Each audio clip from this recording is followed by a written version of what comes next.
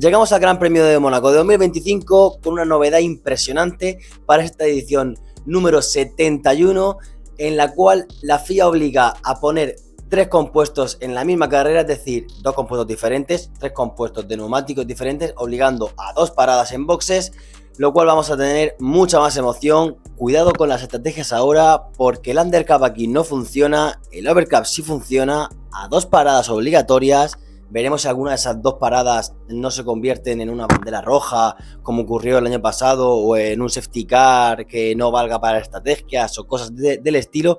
El caso es que tenemos la obligación de poner 3 compuestos diferentes, 2 compuestos diferentes, pero 3 gomas diferentes, lo cual va a dar más juego de lo esperado para lo que para mí es el mejor trazado de la historia. La Fórmula 1 es impresionante cómo pasan a la velocidad a la que pasan, a centímetros o milímetros en algunos casos de los muros. Octava carrera de la temporada, edición número 71 que se corre aquí desde 1950, aunque ha habido algunos años en los que no se ha disputado, por lo cual no tenemos 75 ediciones, sino que tenemos, esta es la número 71. El trazado tiene 3.337 metros, que nos da 78 vueltas, el trazado más corto de todo el calendario, donde tiene el paso por curva más lento de todo el calendario. La vuelta rápida aquí la tiene Lewis Hamilton con 1.21.909. El piloto que más victorias tiene aquí, que es el rey de Mónaco, es Ayrton Senna. Tiene más victorias y más poles que ninguno, tiene 6 victorias. Le siguen Hill y Schumacher con 5, Prost con 4, pilotos con 3, pilotos con historia. Hay muchos pilotos con 2, muchos con 1. Ya te digo, son muchísimas ediciones las que hemos disputado aquí.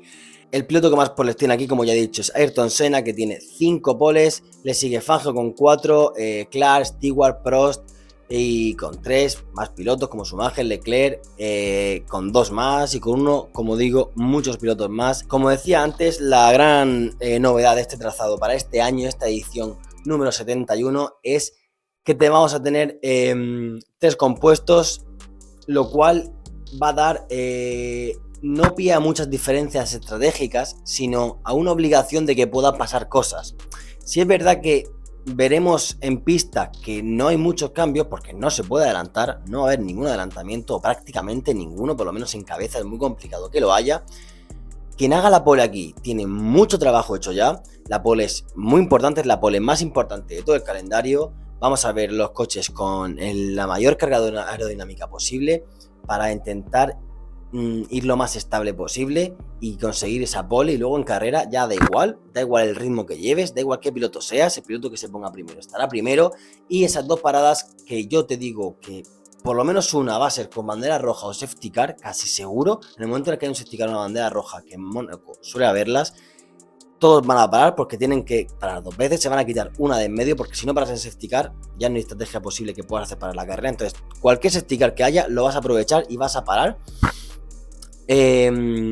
Cuidado que alguno pueda hacer alguna estrategia rara, como parar en la vuelta 1, volver a reagruparse con el pelotón, para luego poder hacer una estrategia de una parada entre comillas, como yendo último, ¿no? Algún piloto que pueda estar último, un Tsunoda que esté descolocado y pare ya en la vuelta 1 para quedarse ahí y luego volver a parar, pero claro, ya solo tiene que parar una vez, no hay que parar otra segunda como el resto de pilotos. Puede haber alguna estrategia de este tipo que funcione muy bien. Y podemos tener una carrera con emoción, más de la habitual aquí. Esta normativa en base a las últimas carreras que se han disputado aquí, en concreto la última, que como ya he dicho al principio, el top 10 se mantuvo en el top 10, una cosa bastante aburrida y monótona de toda la carrera. Y nada, Pirelli pone aquí en los neumáticos más blandos, pone otra vez aquí el C6, tenemos el C4, C5 y C6. No va a cambiar nada esto, porque el año pasado con el medio se mantuvieron 78 vueltas algunos, es decir, por mucho que cambies un poco el compuesto, no va a haber una diferencia más cuando tenemos que tener 2 paradas, lo cual no veo ningún posible undercut, porque las gomas no van a estar reventadas. Si no lo estaban con 78 vueltas, cuando paren con 40 vueltas o con 30 vueltas, no va a haber ningún problema. Entonces el poder va a ser el overcut. A lo mejor van a luchar todos por ver quién para el último, al menos en el primer stint. siempre y cuando no haya ningún safety car. En fin, hay muchas opciones aquí, muchas variantes que nunca habíamos pensado para este trazado. Y poco más que decir. Bueno, vamos a ver el circuito, vamos a analizarlo. Como digo, circuito con nombre, con historia, con curvas. Salida en la recta de meta, la única recta que tiene DRS. No vale para mucho el DRS, además la curva 1 no es un punto de adelantamiento. Bueno, no tiene ningún punto de adelantamiento, claro, lo único que diría yo de la salida del túnel, que ahora veremos. Pero bueno, curva número 1, Santa Devota. Curva a derecha, subimos la subida del casino, es una recta falsa porque sí va virando, pero es a fondo, hasta que llegamos a toda la subida del casino, hasta que llegamos al casino. Curva a izquierdas muy abierta, hay que intentar pegarse al muro izquierdo. Curva a derechas para una mini recta que a mí me encanta porque tiene un bache súper mítico, en el cual los pilotos bordean ese bache como si fuera otras chicas más. Llegamos a Mirabeau, curva a derechas muy lenta para enlazar con Loef, la curva más lenta de todo el calendario, se hace unos 40 y pocos kilómetros por hora. Curvas muy lenta izquierdas, solo pasa un coche. De hecho, los coches se corrigen el volante para este trazado porque si no, no le daría el giro del Fórmula 1. Llegamos a otra curva muy mítica donde hemos tenido accidentes muy míticos como el de Senna, en el cual le sacaba medio minuto a Prost, que es Portier. Salimos de Portier, llegamos al túnel, ese túnel que tiene una curva a derecha, que se hace a fondo igualmente. Y aquí llega el único punto posible de adelantamiento, porque a la salida del túnel tenemos la chicane de inicio del puerto. En esas chicanes donde se puede tener algún adelantamiento. También hemos visto accidentes muy fuertes en el pasado ahí.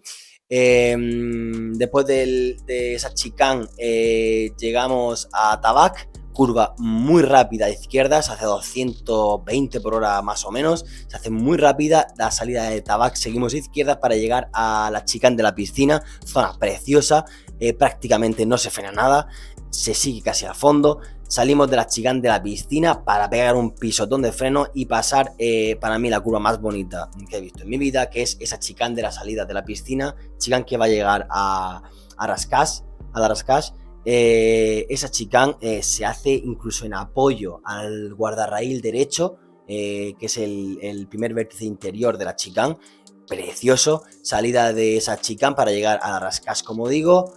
Curva muy mítica, curva donde se han intentado adelantamientos, donde no caben dos coches ahí. Y después de la Rascash llegamos a la curva Antonino Guess, en honor al que hizo el circuito. Y entrada recta de meta, zona de DRS y recta de meta que es recta curva meta. pero ese ahí no, ni DRS ni nada, y esa recta es muy corta, no da pie a nada. Y esto es una vuelta en el trazado. El trazado, podríamos estar hablando de este trazado mucho más tiempo, tiene mucho más detalles, pero estos son el nombre de las curvas, los puntos claves del circuito. Como ya he dicho antes, el C4, C5, C6 son los neumáticos que vamos a tener aquí. No creo que sean muy importantes ahora mismo. No creo que sean muy importantes en este trazado, porque da igual cuánto blando lo pongas, porque voy más lento y punto, porque no me puedes adelantar. El ritmo lo marca el que va en cabeza. Y poco más en la carrera, salvo, como ya hemos comentado, dos paradas obligatorias. En fin, el overcut es más fuerte que el undercut. Destacar que hay muy poco agarre, pero muy insignificativo, poca degradación. Veremos mejora de pistas, esto será muy importante sobre todo para clasificación. Tenemos categoría soporte, tenemos Fórmula 2, Fórmula 3 y tenemos más que van a ir engomando la pista poco a poco. Tenemos esa mejora de pista para clasificación, que como digo es muy importante en este Gran Premio, lo cual va a ser clave de cara a Q3, salir último en un circuito en el que el tráfico es muy complicado. En fin, podemos ver cosas interesantes en clasificación y en carrera. Poco más que comentar sobre este Gran Premio de Mónaco, que es maravilloso para los fanáticos de la Fórmula 1 como yo.